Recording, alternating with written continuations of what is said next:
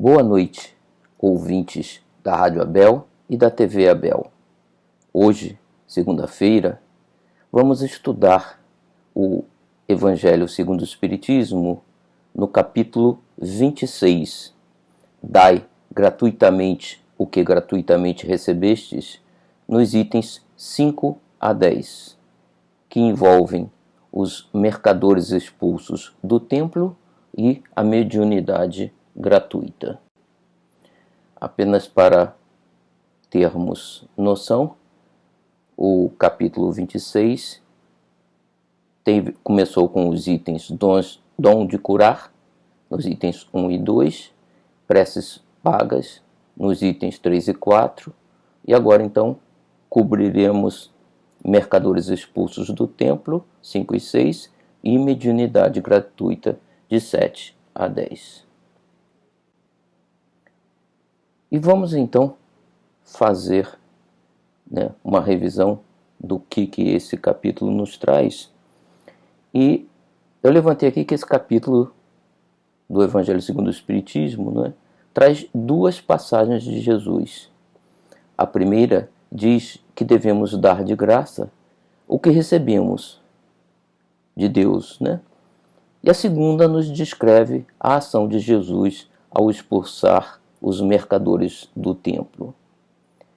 Eu gosto de citar ainda a passagem que Jesus, ao ser abordado sobre a justiça de os judeus pagarem os impostos aos romanos, e que ele, após constatar que a moeda corrente naquela região era a moeda romana, porque a Judéia estava dominada pelos romanos, ele complementa, Dai a César o que é de César e a Deus o que é de Deus. Eu acho que com isso ele estabelece, muito claro uma diferença entre o mundo material e o mundo espiritual. Então, se juntarmos essas três passagens, poderemos concluir que tudo que vem de Deus, do mundo espiritual, ou seja, que está relacionado ao reino de Deus, não deve ter preço no mundo material. Ou seja, não devemos cobrar pelas contribuições que possamos receber e ou dar nesse sentido, em relação à religião e ao mundo espiritual. E eu acho que essa era a ideia de Jesus. Mas vamos revisitar um pouco da história e desses pontos para tentarmos entender melhor o pensamento de Jesus. Então, baseado nesses três pontos, eu levantei aqui se realmente o que vem do mundo espiritual não deve ser cobrado, Então podemos considerar os seguintes atos, entre outros, como atividades que devem ser gratuitas, no que tange à religião, Por exemplo, divulgar a religião. Isso deve ser feito de forma gratuita, Orar aos espíritos e a Deus para que nos auxiliem a todos. Auxiliar aos que necessitam de amparo espiritual e material, isto é, fazer a caridade, seja ela espiritual ou material, sem cobrar. Senão não seria caridade, Se cobrarmos, mesmo quando isso envolve caridade material, isso já não seria, então, caridade, No caso da caridade material, quando nos faltarem os recursos, podemos pedir, não para nós, pedir aos outros e buscar conseguir o necessário materialmente, não para nós, mas para aqueles que necessitam. Não devemos nos apropriar de nada do que arrecadamos em prol do benefício da caridade. Se tomarmos então esses conceitos por princípio, que é basicamente o que buscamos fazer na religião espírita, vamos analisar os diferentes aspectos das informações e atividades ligadas à religião através dos tempos. Se a gente fizer isso, a gente vai entender melhor o pensamento de Jesus e o comportamento dele. Então, eu busquei aqui, certamente não vou cobrir tudo, mas nós tivemos, através dos tempos remotos, né, diferentes revelações espirituais, né? Tivemos, por exemplo, o hinduísmo na Índia, né, o zoroatrismo na Babilônia, o hermetismo no Egito, judaísmo em Israel, né, budismo no Nepal, taoísmo e confucionismo na China, shintoísmo no Japão, né, o mosaísmo e o cristianismo em Israel, né, o mosaísmo foi que deu base ao judaísmo, né, o islamismo na Arábia e, mais recentemente, tivemos na França o espiritismo, né? Isso para citar algumas das religiões e revelações espirituais que ocorreram ao redor do globo terrestre, né? E se analisarmos cada uma delas, vamos ver que todas elas nos foram reveladas de forma gratuita, né? Não havia cobrança para que esse conhecimento fosse trazido até nós, né?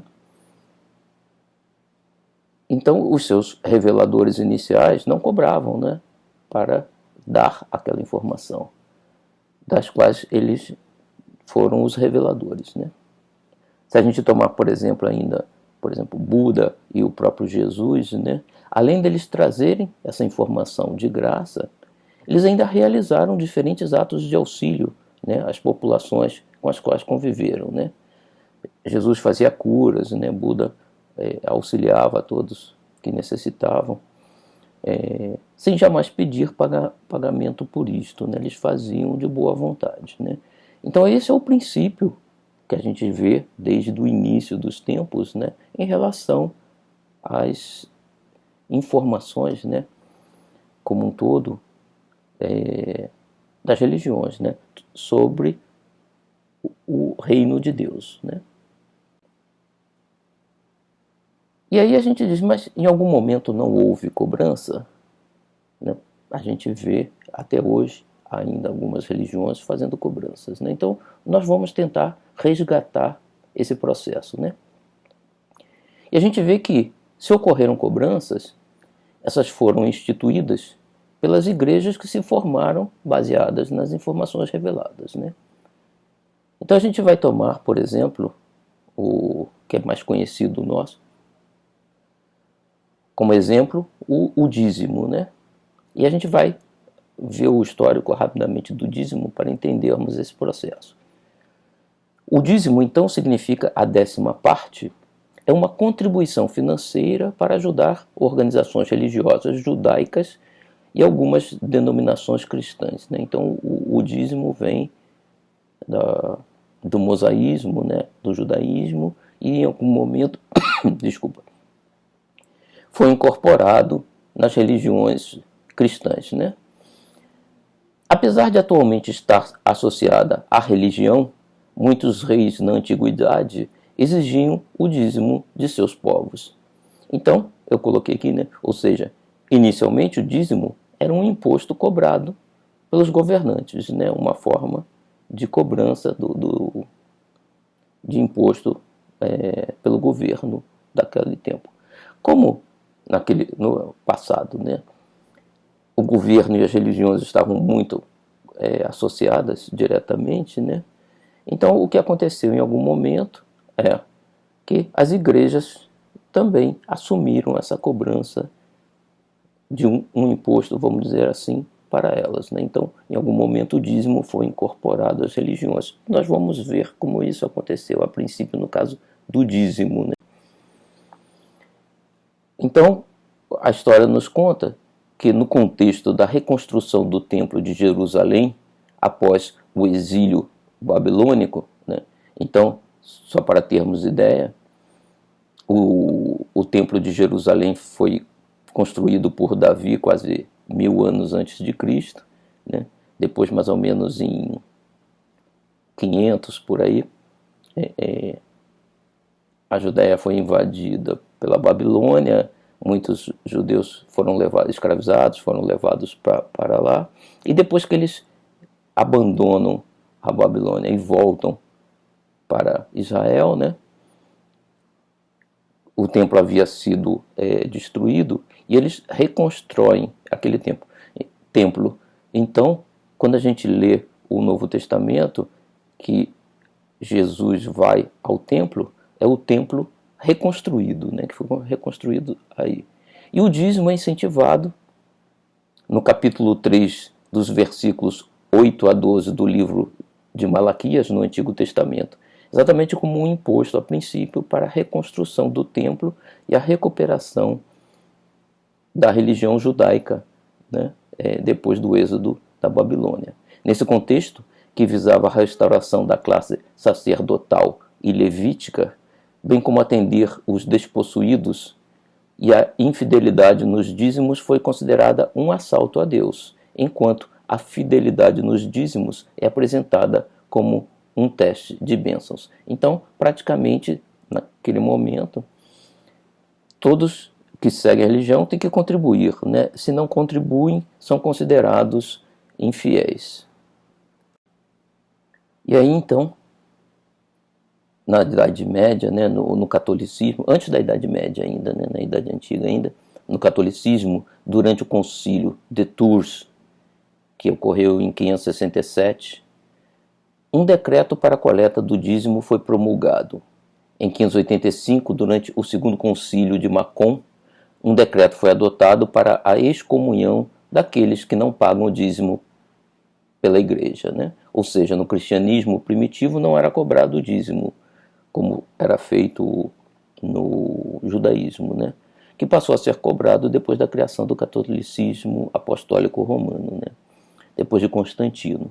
Recentemente, a Igreja Católica extinguiu o termo dízimo do quinto mandamento da Igreja, pagar dízimos conforme o costume, conforme o compêndio do Catecismo da Igreja Católica. O quinto mandamento agora é assim: atender às necessidades materiais da Igreja, cada qual segundo as próprias possibilidades. O dízimo ainda é praticado em algumas variantes evangélicas, a gente vê aí, né? Então, hoje em dia a Igreja Católica adotou um processo em que, por exemplo, nós no Espiritismo buscamos adotar também, né? A casa tem algumas necessidades materiais e a gente busca coletar algum dinheiro de alguma forma que os frequentadores possam nos auxiliar nesse sentido para manter a casa funcionando, né? Essa é a ideia. Porém, né, a gente sabe, apesar do dízimo já não ser mais obrigatório, a Igreja Católica ainda promove algumas cobranças, né, como, por exemplo, para executar batizados, casamentos, orações, entre outros, que a princípio, se seguirmos o princípio que nós levantamos, né, e que Jesus nos traz e que Kardec corrobora, o que Jesus nos revelou não deveriam ser cobradas, né? Todas as informações da maioria das revelações estão disponíveis a todos nós, né? Então a gente, não só o Espiritismo, mas o próprio Antigo Testamento, o Novo Testamento, os Vedas, né, a revelação hinduísta e outros, né, outras revelações budistas e tudo mais, é acessível a baixo custo, a princípio o custo de impressão dos livros, né, mas não se cobra pela informação em si, né? E no caso do Espiritismo hoje em dia, por exemplo, a FEB oferece a versão digital de toda a obra de Kardec de graça, né? É possível baixar no site da FEB, se você tem acesso à internet, e receber os documentos para leitura digital de forma gratuita, né? Então, essas conclusões, né, que a gente está tentando buscar, não só do que Jesus nos disse, né, mas também dos fatos históricos, né, é que, analisando aí os primeiros pontos do nosso estudo hoje, que são os itens 5 e 6, que é sobre a expulsão dos mercadores do templo, né, de Jerusalém, efetuada por Jesus na semana da Páscoa. A gente pode entender por que ele fez isso, porque a princípio parece estranho, né? Porque Jesus teria expulso, né, ele pregava a bondade, o amor, teria expulso do templo os mercadores, né? E o que vinha acontecendo, né, naquele tempo, como nós vimos aqui pelo histórico, o judaísmo já cobrava o dízimo, né? Mas além da cobrança do dízimo, né, eles faziam um comércio organizado, né?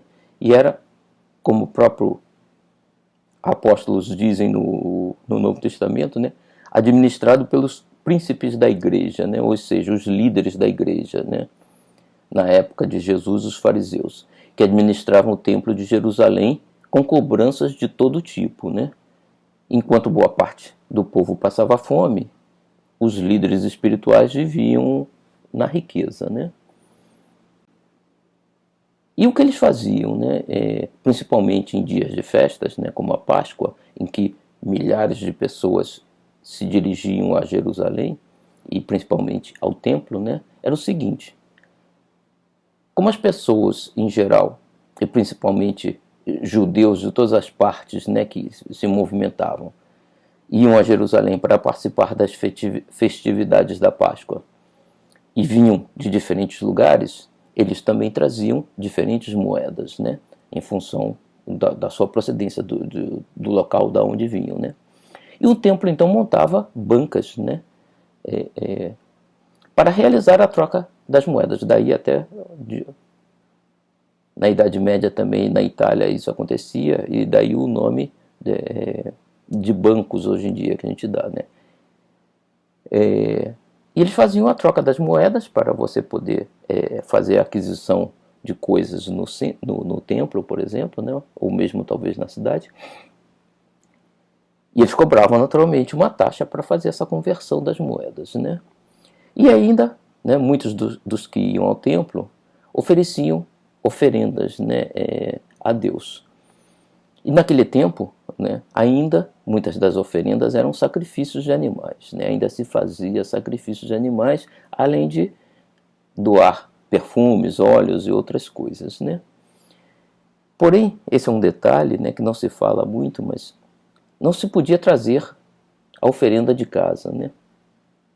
Por exemplo, se você ia oferecer um sacrifício de um animal, de uma pomba, de uma cabra, de uma ovelha, você não podia trazer a sua pomba, a sua cabra, a sua ovelha, né? Por quê? Segundo eles, né, esses animais não eram puros o suficiente para serem ofertados a Deus, né? E como você fazia então para ofertar um animal puro?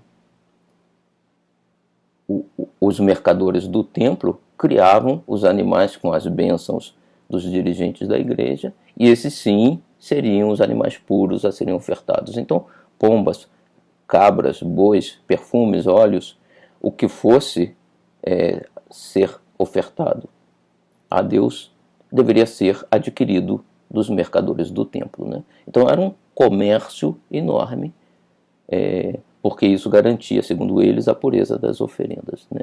Então isso gerava um mercado enorme. Você chegava lá, tinha que trocar o dinheiro com eles, eles eram os únicos que podiam realizar essa troca, e depois de trocado o dinheiro, você comprava deles a oferenda que ia ser levada ao templo, né?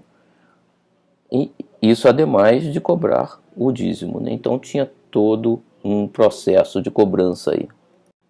Além do mais, naturalmente se incentivava que os seguidores do judaísmo, isso é descrito também no Novo Testamento, né, que fizessem doações ao templo ainda nas caixas, cofres, né, ou nos vasos dedicados a recolher essas doações, né, que eles chamavam os gasofiláceos, que ficavam em locais públicos à vista de todos, né? Então você chegava, fazia a sua colaboração ao templo, né, na frente de todo mundo, e se você tinha mais dinheiro, todo mundo via que você colaborou com muito dinheiro para o templo, né? E Jesus depois então diz, né, que não saiba a sua mão direita o que faça a mão esquerda, né? Mas eles incentivavam que a coisa fosse feita dessa forma, né? Como algumas religiões ainda buscam fazer hoje em dia. Como o movimento em Jerusalém era muito grande naquela época, né, com gente vinda, como a gente viu, de toda a parte, né, porque a Páscoa era uma festividade importante, a receita do templo nesses momentos era muito grande, né? Então, sabendo disto e buscando deixar uma mensagem marcante para as gerações vindouras, né, de que o comércio material não se coaduna com o trabalho divino, Jesus condena publicamente esse comércio derrubando as bancas dos mercadores e expulsando-os da praça em frente ao templo, né? Então a gente entende, né, a visão de Jesus, entende por que ele agiu dessa forma, né? Ele queria deixar essa mensagem muito clara, né, para que nós, hoje em dia, pudéssemos ter acesso e compreender, né, que não devemos comercializar com as coisas de Deus. E aí essa ação de Jesus, né, tem duas consequências diretas, né, naquele tempo já, né? Uma, fazer com que essa passagem seja comentada em todos os evangelhos do Novo Testamento, ou seja, foi realmente marcante naquele tempo, né? E a segunda é que gera um grande prejuízo ao templo, né, porque era exatamente na Páscoa que eles conseguiam arrecadar muito dinheiro, né, em receitas previstas para aquela Páscoa, né, e que acabaram não sendo realizadas totalmente, né. Os mercadores expulsos, até eles se restabelecerem e tudo mais, estava impactado o comércio do templo, né.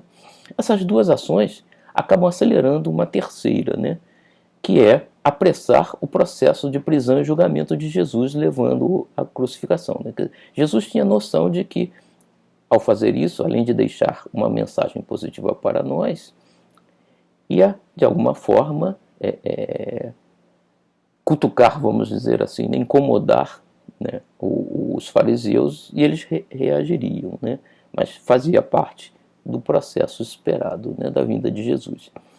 Desta forma, como vimos, baseados no ensinamento do Cristo, o cristianismo primitivo não cobrava, né, o dízimo, e as primeiras igrejas fazem a divulgação e a caridade sem cobrar, né, dos seus seguidores, né. Eles atendiam, Pedro abre a casa do caminho, onde atende aos doentes, né.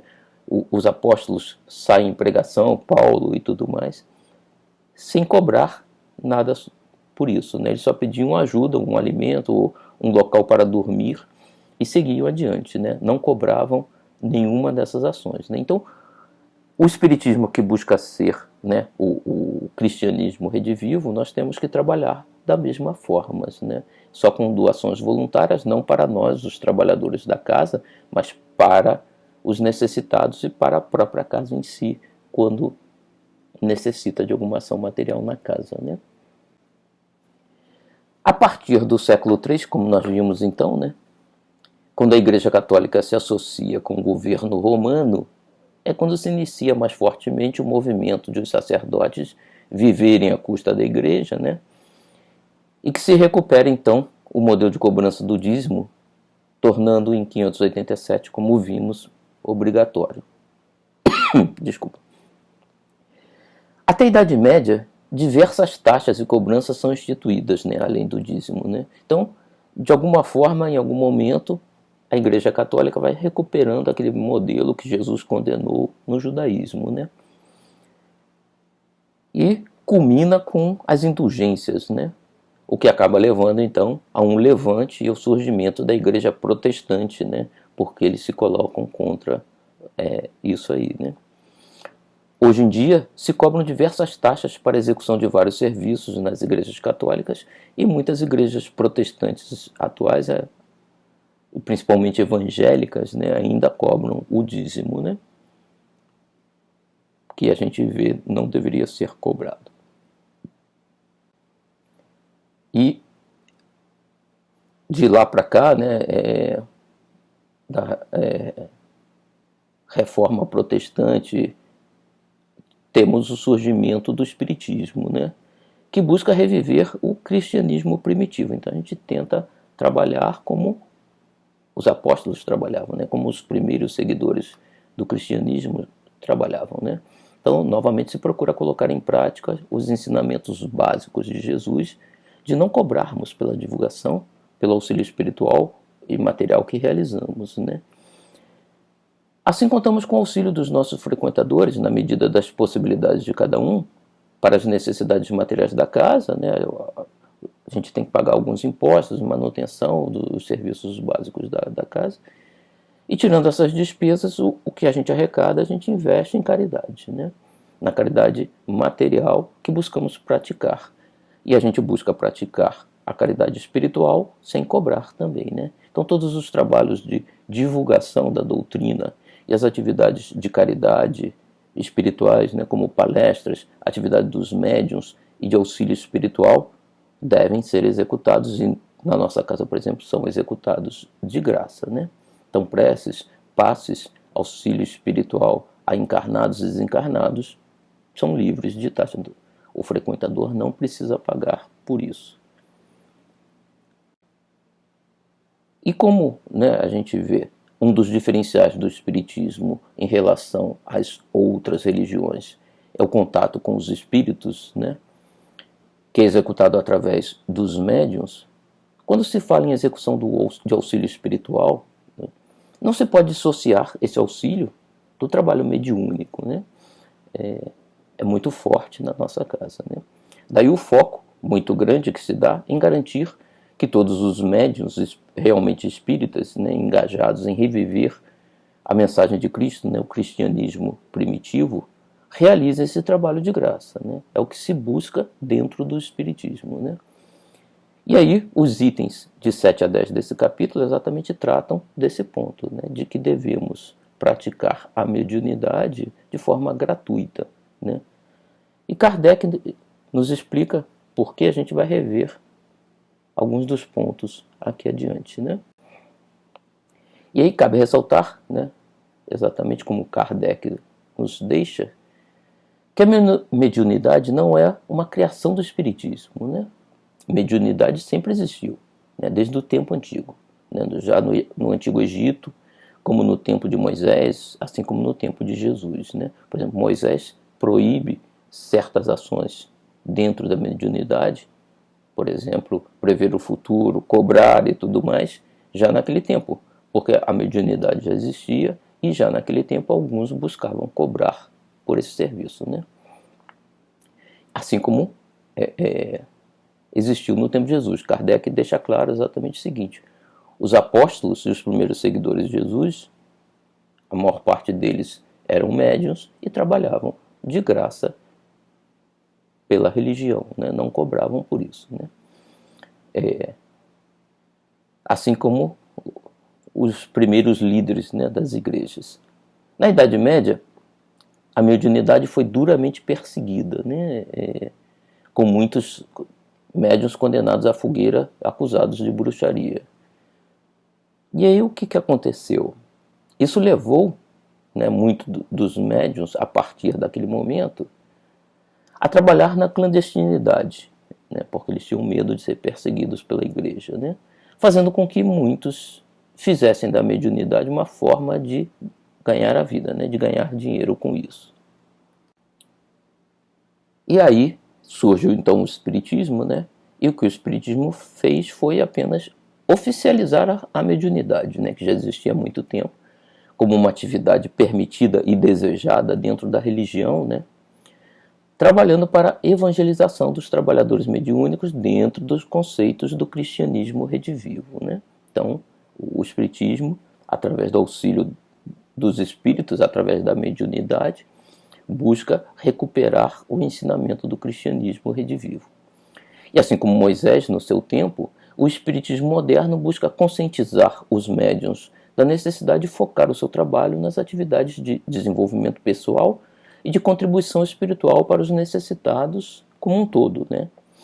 Dentro do conceito que vimos no início da nossa exposição, ou seja, tudo que se destina à divulgação da doutrina, mensagens via psicografia ou psicofonia, amparo espiritual, passes, desobsessão, preces e quaisquer outras atividades mediúnicas devem ser realizadas totalmente de graça, né? Esse é o conceito que o Espiritismo tenta recuperar, que o cristianismo primitivo já buscava também adotar, né? E Kardec então reforça esse ponto, né, com a sua lógica precisa, mostrando ainda que o resultado final das atividades mediúnicas não pode ser atribuído somente aos médiuns, né? Nós somos medianeiros apenas, né?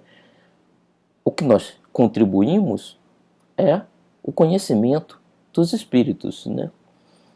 Pois grande parte do trabalho é resultado da participação dos espíritos, né? Então, quando recebemos uma mensagem, aquela mensagem não é nossa, é do espírito, né?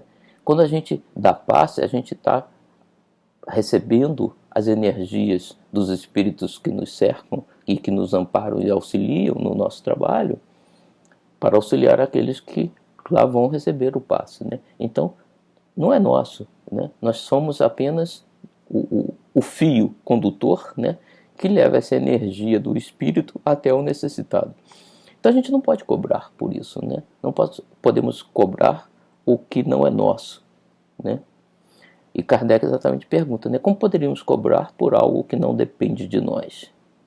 Além disso, Kardec reforça, como Jesus já fazia, que não devemos cobrar materialmente por trabalhos espirituais, né? E como a gente concluiu no início do nosso estudo aqui. Ou seja, devemos dar a César o que é de César, né, o que é material, e a Deus o que é de Deus, né, o que é espiritual. Qualquer retorno que possamos, né, ter ou esperar, né, pelos trabalhos espirituais que realizamos, temos que esperar essa recompensa no reino de Deus, não aqui na Terra, né? Então, não podemos receber dinheiro, porque dinheiro é um bem material, né? Vamos receber em auxílio, em amparo, no reino espiritual, né? Se cremos na vida eterna, né? Se cremos em Deus, vamos trabalhar para receber o auxílio, o amparo de Deus e dos espíritos que nos auxiliam no mundo espiritual, não aqui no planeta Terra. E é exatamente então esse ponto que nós temos que mostrar, né, na prática, que sim, acreditamos na vida futura, né, na vida após a morte do corpo, e que cremos em Jesus e no que ele nos disse, né, sobre o reino de Deus, né, sobre o mundo espiritual, que é a verdadeira vida, a vida do espírito, né? A vida material é transitória e passageira, né? Então, se a gente acredita realmente nisso, é fácil, né, a gente trabalhar pelo reino de Deus, né, e não esperar receber aqui, né? Esperamos para receber lá, né? Os que têm dúvida, né, que às vezes se unem às religiões, mas não acreditam muito na vida após a morte, eles querem tentar ganhar já a sua parte o quanto antes, né, antes de morrer, né? Só que Jesus também colocava, né, os que recebem aqui já estão quites, não vão receber mais nada do outro lado, né? Aqueles que optam por obter essa recompensa já aqui na Terra, então, né, sofrem dois tipos de problemas, né? Todos, porque como a gente viu, não só os espíritas, né? A mediunidade está aí, e mesmo que você não seja espírita, você ainda pode ser médium, né? Ao receber o retorno no mundo material, eles abrem mão de receber algum tipo de recompensa no mundo espiritual, primeira coisa. E os espíritos sérios e que nos podem realmente auxiliar, nesses casos, né, quando a gente busca receber algum bem material pelo trabalho da mediunidade, esses espíritos se afastam, deixando campo livre à ação dos espíritos que também buscam resultados imediatos, seja a que custo for, né? Então a gente se associa com espíritos imediatistas mais ligados ainda ao mundo material que ao mundo espiritual. Assim, esses médios são grandes candidatos a processos obsessivos que podem se estender à vida após a morte do corpo material, né? Eles criam relacionamentos com esses espíritos que muitas vezes vão atrás desses. Nós espíritos também, né, quando deixamos o corpo, somos perseguidos por eles porque eles ainda buscam obter alguma coisa pelo trabalho que fizeram em nos amparar para que a gente tivesse benefício material, né, daqueles que cobram pela mediunidade, né? Kardec nos diz nesse sentido, né? Ela, a mediunidade, né, não existe sem um concurso dos espíritos. Faltando estes, já não há mediunidade. Pode subsistir a aptidão, mas o seu exercício se anula. Então, mediunidade, por definição, né, é um espírito encarnado exercer a comunicação com um espírito desencarnado, né? Então, a mediunidade só existe se houver a participação desse espírito desencarnado, né? Se esse espírito desencarnado não participa do processo, não temos o processo mediúnico funcionando, né? Daí vem não haver no mundo um único médium capaz de garantir a obtenção de qualquer fenômeno espírita em dado instante. Ou seja, se dependemos da participação de um espírito livre, como nós somos livres também, né? Se ele não nos auxiliar, nós não conseguiríamos fazer nada, né, em termos mediúnicos, né? Então, explorar a mediunidade é, consequentemente, dispor de uma coisa da qual não é realmente dono, né? Nós não somos donos e não temos controle sobre os espíritos que se manifestam, né? Afirmar o contrário é enganar a quem paga, né? Se você está cobrando pelo seu trabalho mediúnico, você está enganando aquele que te busca, né? A mais. Não é de si próprio que o explorador dispõe, é do concurso dos espíritos, das almas dos mortos, né? Nós somos espíritos. Quando deixarmos os corpos, seremos parte dos espíritos que virão se comunicar, né? Que lhe põe a preço de moeda. Essa ideia causa instintiva repugnância. Foi esse tráfico degenerado em abuso, explorado pelo charlatanismo, pela ignorância, pela credulidade e pela superstição, que motivou a proibição de Moisés. Então Moisés não proíbe a mediunidade em si. Proíbe, como o Espiritismo desaconselha, a cobrança, né, o comércio do mundo espiritual. O moderno Espiritismo, compreendendo o lado sério da questão, pelo descrédito a que lançou essa exploração, elevou a mediunidade à categoria de missão. Baseado, né, nesses conceitos que os espíritos nos trazem e nessa análise que Kardec nos traz também, né, vamos nós então buscar, principalmente nós espíritas, né, que nós sejamos então todos missionários, né, como Kardec nos diz, né, no sentido real, né, de enviados de Deus, que nada cobram por divulgar as verdades divinas e por amparar aos nossos irmãos em Cristo, né? Então, essa é a finalidade da mediunidade, né? E aqui estamos, exatamente, como participantes desse processo para garantir a nossa evolução espiritual, né? E não vamos nos deixar levar pela ganância, né? E cometer os erros que a gente viu no histórico que fizemos, né, dos nossos antecessores que buscavam, de alguma forma, ganhar bens materiais, né, vantagens materiais, com a divulgação das verdades espirituais, né, que chegaram até nós de graça e chegam até hoje, né, no nosso caso de espíritas. Estamos em contato direto com os espíritos que o tempo todo nos trazem novas informações e vamos passar adiante todas essas informações de graça, né? Buscando, como a mensagem da página de preparo nos diz, os nossos recursos materiais de outra forma, né? Temos aí exemplos como Chico Xavier, como Divaldo Pereira Franco e outros que conseguem separar bem claramente. Buscaram o seu sustento material em trabalhos materiais justos, né, profissões, e desenvolvem o trabalho espiritual de graça para auxiliar a todos aqueles que necessitam, né? Que a luz de Jesus nos ilumine e ampare sempre. Uma boa noite a todos, meus irmãos.